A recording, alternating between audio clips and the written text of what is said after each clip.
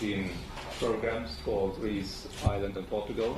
So there's some involvement anyway. All member states of the IMF, and China is an important member of the IMF, are involved through that normal mechanism. Whether we explore the possibilities to set up something in addition to that remains to be seen. That would be one possibility, to have an SPV together with the IMF, but that needs to be explored and nothing is decided in that respect.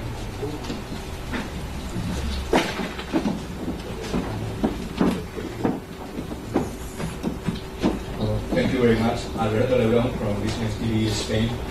Why are financial markets attacking Spain, especially given that Spanish debt to GDP is relatively low, no more than 70%?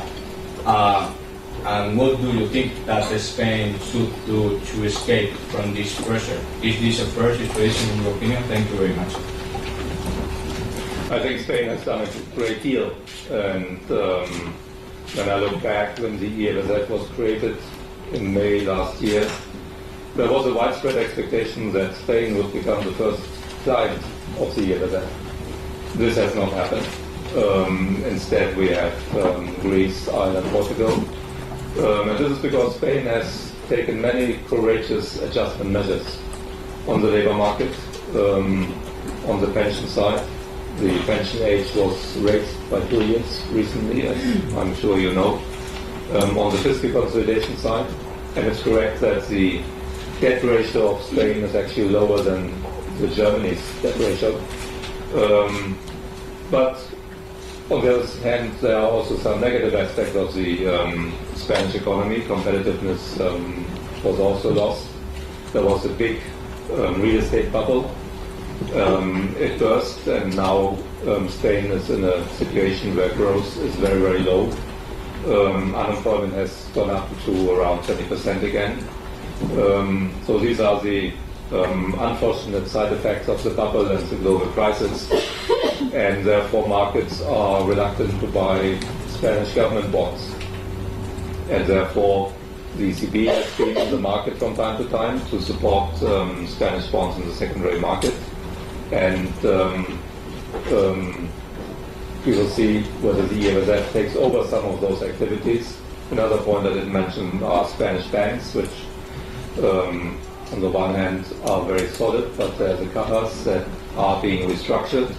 That may require some capital. I think the Spanish government is able to finance that if the banks cannot do it themselves. But there are these positive and negative elements which have led to a situation where markets are more reluctant to buy Spanish bonds, which then ultimately means the interest rates go up. But they have not gone up as much as in a number of other European countries. So I think Spain, in a general way, is in a better situation today than many people expected 50 months ago.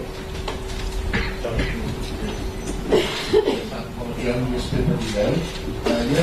have introduced to us that you have two special investment zones now available. That is not very clear. Do we have any signs that this special vehicle or the special protection bond, that there is any interest in China or Asia in one of these forms? Or are you maybe here to explain these two new vehicles in your firepower?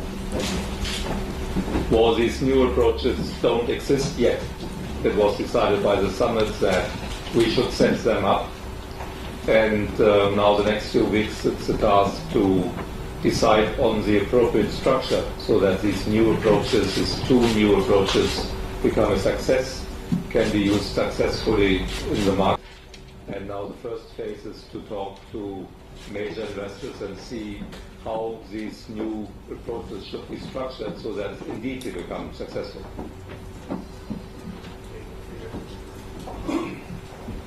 Peter Foster from the Daily Telegraph.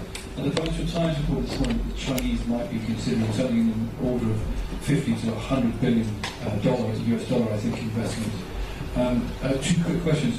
One is, would that be a satisfactory amount? Is that the kind of figure that you would be looking for from an investor like China? And the second is are you seeing any of the sovereign wealth funds, or are you just seeing Ministry of Finance and People's Bank? Well, here in Beijing, we have meetings in the Ministry of Finance and the People's Bank of China, but I'm in contact with sovereign wealth funds around the world. I have not seen the Financial Times article. I don't know what the source is. If it is correct and I cannot judge, then I may hear that number later in the day, but I have not heard so far.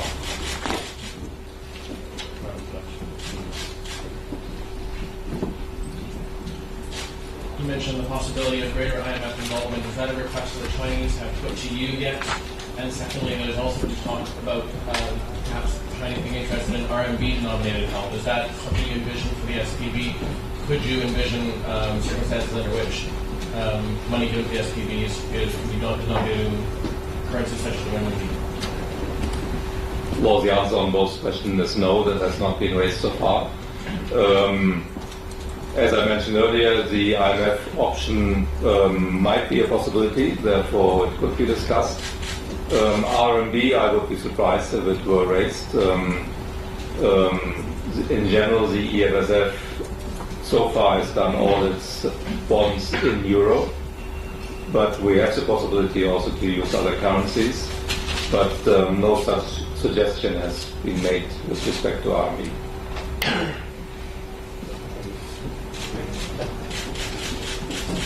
I'm with CNN. I wonder if you'd agree that China has its own set of financial challenges, problems. Do you think that makes China even more risk averse and therefore limited ability to help? I will not comment on the situation in China. That's not the purpose of my visit. What I know is that China must invest every month because the current account has a surplus, as you all know. The foreign exchange reserves of China go up every month, and therefore there's a need for investment. And that's also my experience talking to the Chinese authorities, that they are interested to finding attractive, solid, safe investment opportunities. And I'm happy that EFSF bonds have been considered to be in that category in the past. And therefore, I'm optimistic that we will have also a longer-term relationship because we will continue to provide safe, attractive investment opportunities. I'll take 3 more questions. First, the lady in the white coat.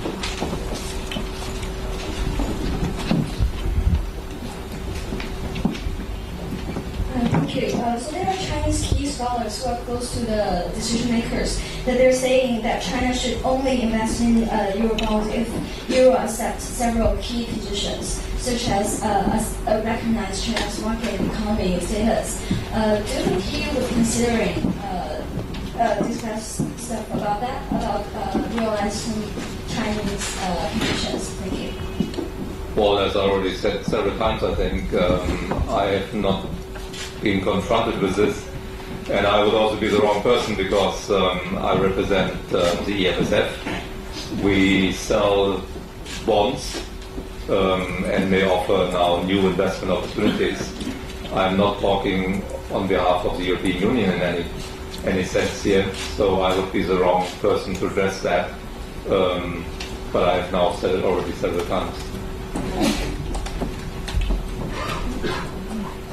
German television, ARD, you explained that these instruments are not yet existing.